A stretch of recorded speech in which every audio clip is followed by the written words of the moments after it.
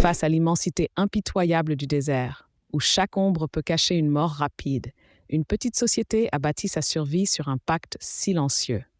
L'un se sacrifie pour que les autres vivent.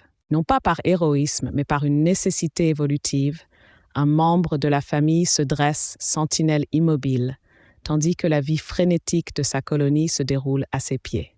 Voici le suricate, un mammifère carnivore de la famille des mangoustes, dont l'existence est une danse constante entre la quête de nourriture et l'évitement des prédateurs.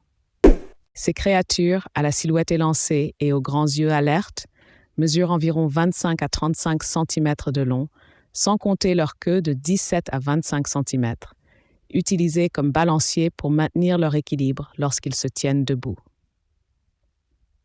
Leur pelage, marqué de rayures sombres, offre un camouflage naturel dans leur environnement aride.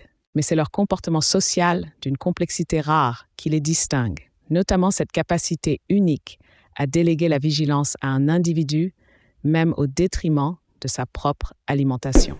Pourquoi un tel sacrifice? Parce que la survie du groupe prime sur celle de l'individu, garantissant la pérennité de l'espèce. On trouve les suricates majoritairement dans les zones semi-désertiques et les savanes ouvertes du sud de l'Afrique, principalement le désert du Kalahari et du Namibe, ainsi que des régions d'Afrique du Sud, du Botswana et de l'Angola. Ces environnements leur offrent le sol sablonneux nécessaire pour creuser leur vaste réseau de terriers, essentiel à leur protection et à leur reproduction. Inversement, ils sont absents des forêts denses ou des zones trop humides, car ces milieux ne correspondent pas à leurs besoins en termes de terrain de chasse, de refuge ou de régulation thermique. Le régime alimentaire du suricate est principalement insectivore. Ils se nourrissent de scarabées, chenilles, araignées, scorpions, dont ils sont immunisés contre le venin le plus puissant, mais aussi de petits reptiles, d'oiseaux et de rongeurs. Leur technique de chasse est opportuniste et efficace. Ils fouillent le sol avec leurs puissantes griffes, débusquant leur proie avec une rapidité déconcertante. Ils mangent fréquemment, car leur métabolisme est élevé et leur environnement pauvre en ressources. La reproduction chez les suricates est dominée par une femelle alpha et un mâle alpha. Seul ce couple dominant est généralement autorisé à se reproduire. Une stratégie qui maximise les chances de survie des petits en concentrant les ressources du groupe. Les rituels d'accouplement sont discrets, mais la période de gestation dure environ 11 semaines, après quoi la femelle met bas une portée de 2 à 5 petits.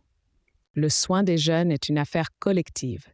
Tous les membres du groupe, y compris les mâles et les juvéniles, participent à leur alimentation, leur protection et leur éducation, enseignant aux petits comment chasser et se défendre. Cette coopération est vitale, car elle assure que même si les parents sont occupés à chercher de la nourriture, les petits sont toujours sous surveillance. Dans la nature, le suricate joue un rôle crucial.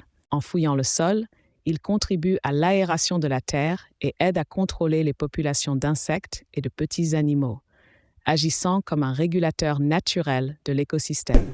Son impact sur les humains est minime, voire inexistant, n'étant ni une menace ni une ressource directe. Il est plutôt un indicateur de la santé des écosystèmes arides. L'origine des suricates remonte à environ 30 millions d'années, avec des ancêtres communs aux mangoustes. Leurs adaptations au fil du temps sont fascinantes. La vision binoculaire pour estimer les distances, les marques noires autour des yeux agissant comme des lunettes de soleil naturelles, et surtout leur structure sociale complexe, fruit d'une évolution visant à optimiser la survie dans des conditions extrêmes. Leur capacité à se tenir debout, à scruter l'horizon, est une adaptation comportementale majeure qui a façonné leur succès. Aujourd'hui, le suricate n'est pas considéré comme une espèce menacée. Sa population est stable et sa capacité d'adaptation aux environnements arides lui confère une certaine résilience. Cependant, comme toute espèce sauvage, il reste vulnérable aux changements climatiques, à la perte d'habitat due à l'expansion humaine et aux maladies. Son avenir dépendra de la préservation de son environnement et de la reconnaissance de son rôle irremplaçable. Le suricate nous rappelle que la survie n'est pas toujours une question de force brute, mais souvent de cohésion et d'intelligence collective. Ces sentinelles du désert, par leur vigilance partagée, prouve qu'en confiant sa vie à l'autre, on peut défier les lois les plus dures de la nature.